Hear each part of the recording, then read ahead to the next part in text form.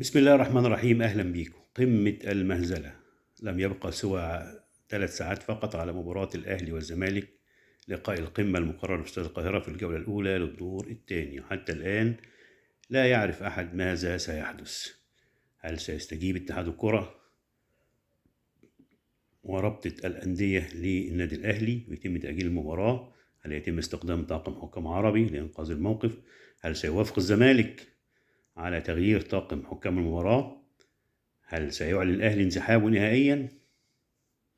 كل ده وارد، وإنما هناك بعض الحلول المقترحة، وأعتقد أن هي ممكن تحل الأزمة. في ناس، البعض اقترح أن يتم حل اتحاد الكرة، حل مجلس إدارة اتحاد الكرة وحل مجلس إدارة الرابطة، وتأجيل مباراة القمة لإنهاء الموقف ده. شايفين أنه ممكن يرضي النادي الأهلي. أنت أجلت اللقاء، عاقبت اتحاد الكرة، عاقبت الرابطة. الزمالك ساعتها ما أعتقدش إن هو هيكون له موقف. ما يتم حل مجلس إدارة اتحاد الكورة وحل الرابطة وتأجيل المباراة، تأجيلها بقى إلى أجل غير مسمى. ممكن تأجل نهاية الموسم، ممكن تأجل كذا يوم. هل الزمالك هيوافق على الكلام ده اللي احنا هنشوفه. ولكن بعض مقترح أو في اقتراح إن أنت بقى عشان تخرج من هذا المأزق، إن أنت تحل اتحاد الكرة وتحل الرابطة وتأجل المباراة. لكن معقول يا جماعة فاضل 3 ساعات؟ طب موقف الجمهور إيه؟ هل الجمهور هيروح المباراة؟ ولو راح المباراة مش تبقى ممكن تحصل كارثة. اتحاد الكرة في ورطة كبيرة جدا جدا، وموقف صعب وموقف متعنت. يعني النادي الأهلي مرة واحدة كده صعد الأمور. محدش كان متوقع. البعض كان بيقول إن مجرد تهديد، مجرد تحذير، مجرد ضغط على الحكام، مجرد إن هو بيقول إن الحكام المصريين بيظلموا النادي الأهلي، عشان يعني يعكس المقولة اللي بتقول دايما إن الأهلي بيفوز بالحكام. حتى الآن اتحاد الكرة الرابطة بلغت استاد القاهرة إن هو يكون جاهز لاستقبال المباراة.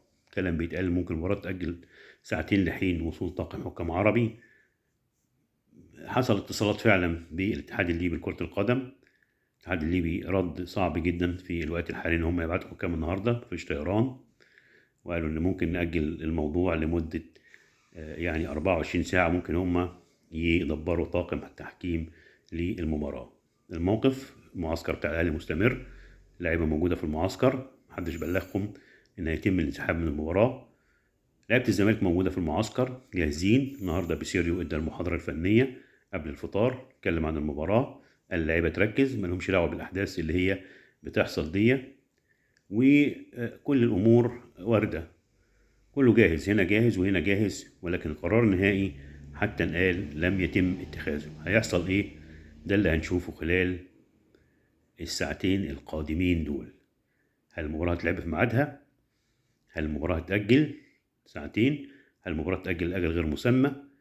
هل هياخدوا قرار بحل اتحاد الكورة وحل الرابطة؟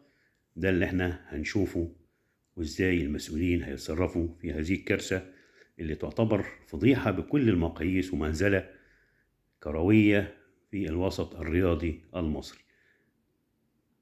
واخدنا لفين مش عارف. هذه هي الكرة المصرية، وده حال الكرة المصرية.